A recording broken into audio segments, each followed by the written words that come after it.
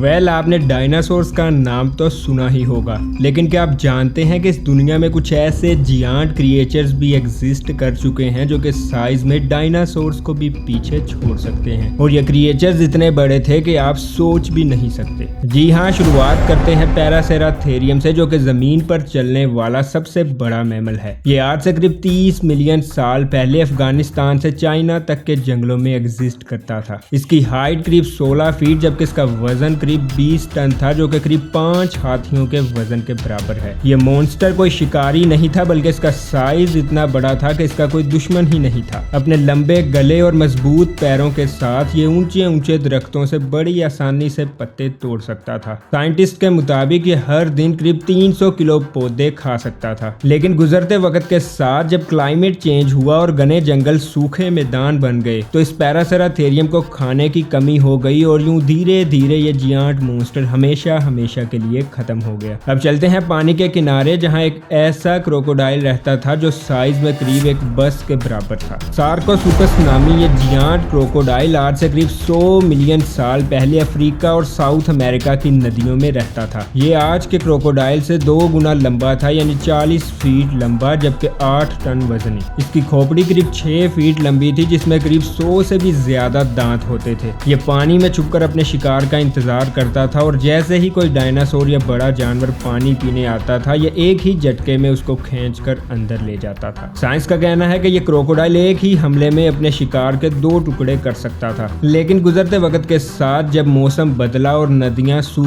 गईं, तो ये किंग ऑफ रिवर्स हमेशा के लिए खत्म हो गया। अब मिलते हैं एक ऐसे सांप से जो किसी भी क्रोकोडाइल को बड़ी आसानी से निगल सकता था। टाइटैनोबोआ नामी ये सांप आज से करीब 60 मिलियन साल पहले साउथ अमेरिका के गीले और गर्म जंगलों का बादशाह था। ये पानी के आसपास रहता था और अपने शिकार, फिर चाहे वो क्रोकोडाइल हो, जियांट कछुआ हो या फिर कोई बड़ी मछली, इन सबको अपनी मैसिव बॉडी से लपेटकर उसका सांस रोक देता था। साइंस ने इसके स्केलेटन को एक पुरानी कोल में डिस्कवर किया और उनका कहना था कि टाइटैनोबोआ तभी सर्वाइव कर सकता था जब क्लाइमेट बहुत गर्म हो, क्योंकि इतनी बड़ी बॉडी मेंटेन करने के लिए हाई टेम्परेचर बहुत जरूरी था। लेकिन गुजरते वक्त के साथ जब क्लाइमेट ठंडा हुआ तो टाइटैनोबोआ का मेटाबॉलिज्म डिस्टर्ब हुआ और धीरे धीरे ये जियांट स्नेक खत्म हो गया। लेकिन अब चलते हैं समुद्र की उन गहराइयों में जहां एक ऐसा प्रीडेटर रहता था जिसे सोचकर ही पानी का रंग बदल जाए। ये मेगालोडोन, जिसे जियांट टूथ भी कहते हैं, ये आज से करीब 200 मिलियन साल पहले समुद्र का किंग हुआ करता था और ये करीब 60 फीट लंबा था, यानी ये एक स्कूल बस से भी बड़ा था। ये इतना ताकतवर था कि स्टील के मजबूत कंटेनर को भी बड़ी आसानी से तोड़ सकता था और ये वेल्स, डॉल्फिन्स और बड़े बड़े समुद्री जानवरों का शिकार करता था। इसका एक दांत ही करीब 7 इंच लंबा था और ये एक ही हमले में अपने शिकार की बॉडी को तोड़ सकता था। लेकिन जैसे ही समुद्र का टेम्परेचर बदला और ओरकास जैसे नए प्रीडेटर्स पैदा हुए, देखते ही देखते मेगालोडोन के फूड सोर्सेज खत्म हो गए और ये समुद्री मॉन्स्टर हिस्ट्री का हिस्सा बनकर रह गया। लेकिन अब चलते हैं जमीन के सबसे बड़े क्रिएचर के पास, जो अगर आज जिंदा होता तो पूरे शहर को हिला देता। ये आर्जेंटीसोरस नामी जियांट डायनासोर आज से करीब 100 साल पहले साउथ अमेरिका के जंगलों में घूमता था। यह करीब 120 फीट लंबा जबकि 100 टन तक भारी हो सकता था, यानी ये एक ट्रेन जितना लंबा था। ये अगरचे हर्बीवोर था, लेकिन इसके जियांट साइज की वजह से इसका कोई भी प्रीडेटर नहीं था